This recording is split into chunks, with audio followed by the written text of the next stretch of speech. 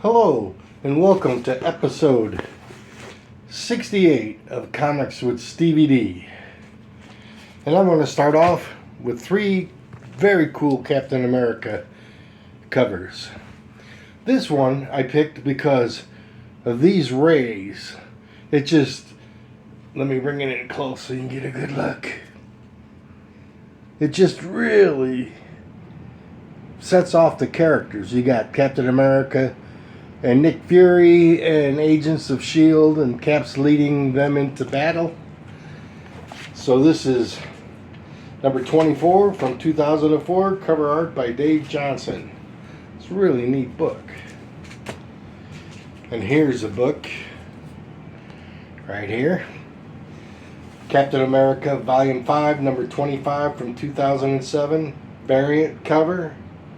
Cover art by Steve Epting.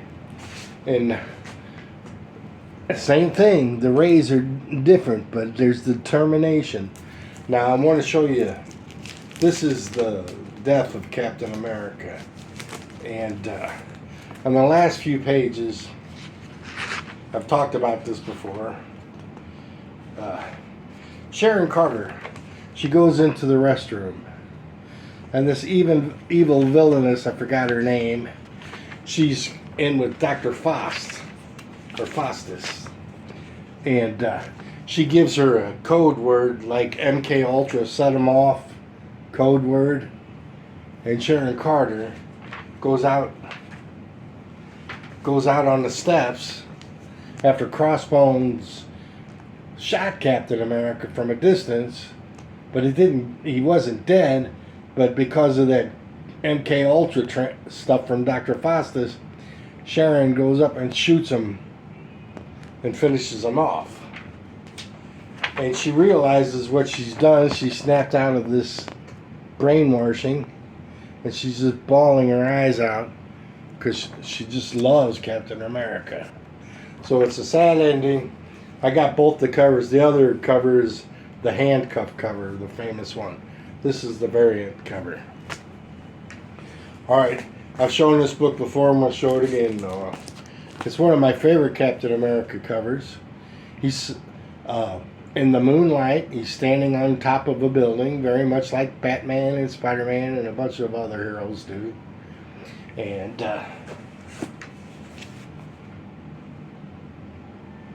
Captain America number 12, Volume 4 from 2003, cover art by John Cassidy. And it's just a beautiful cover. I like things that are plain, but if you look closely, there's a cityscape, a river, and across the river some more city. Small details, but it's minimalistic in nature. But I love this cover. If I do another 20 favorite covers, I bet you this one's in there. All right, breaking away from Captain America to this fine looking heroine, Elektra. Marvel Knights number 4 from 2001, cover art by Greg Horn. This is a terrific cover. They're at the base of the Eiffel Tower in France. You got trees, stars, street lights, and a beautiful Elektra. I'll bring it in so you can see those details. It's just really beautiful. And the street lights, it's just, and always her ribbons and her hair, and she's just beautiful in this Elektra. Had to break up the sausage fest. Okay, now we have Last Planet Standing, 4 of 5 from 2006, cover art by Pat Olife, or Olife, one or the other, but I think it's Olife. A great cover with the Silver Surfer in front and surrounded by a background of superhero heads. I mean, there's everybody in there. And you know who they're trying to save the Earth from? You guessed it. Galactus. This is 5 of 5. So I gotta find the other 3 and put them together or hunt them down. But it's a cool cover too. Alright, moving on. A DC book. Steve, you gotta put some more DC in. So I'll put a good one in. Batman, Legend of the Dark Knight, #1 from 1989. Cover art by Ed Hannigan and George Peratt. This issue has 4 different background colors: blue, yellow, pink, and orange. And I wondered why, and then I figured probably to increase the sales of this book. And what's cool about this, I've seen the cover many, many times on shows and stuff, but I've never seen the back of it. There's Batman, the back of Batman. Isn't that cool? You got Batman, and so I like this color the best because it makes the black really stick out of the colors that were mentioned. All right, here we go. Hulk smash. All right, where's my little co-host? He's not here today. The Ultimates, #5 from 2002. Cover art by Millar, Hitch, and Curry. Classic Hulk smashing the ground, sending shockwaves toward his opponents. Okay, I'm going to open this one up. First, I'll show you that cover. I mean, my dad, when I was reading Captain America as a kid, he would say, he's got muscles on his muscles. Joking with me, you know. So Hulk has got muscles on his muscles in this one. An expression. It's a really good expression, too. All right. Gritting them teeth. All right. And what I wanted to show you on the inside, there's a beautiful lightning strike. There it is. Been marking them. Haha. All right. This cityscape and the lightning, it's just beautiful. Bring it in closer. And then with the lightning, you know who comes. Thor. And there's a good Thor cover. Alright. So, Hulk, brush your teeth. Alright, here we go. Next book up.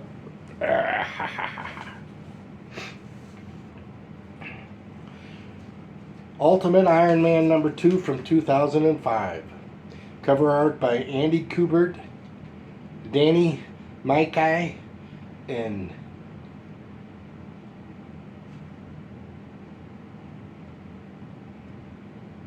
son of, can't read my own writing.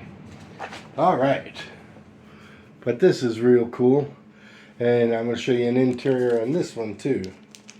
Now this isn't Iron Man, this is his brother. And here's the embryonic Iron Man. And there's his birth, and his father was in the delivery room and the birth wasn't going right, and so he pours this potion on the baby and to save the baby, and it turns him blue, and later on he's got him in a device that turns him normal. And in this universe, Maria dies, his mother, and that's the alternate universe stories.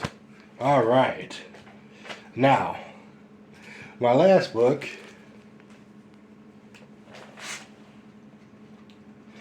a spoof horror cover from the bicentennial year again, 1976.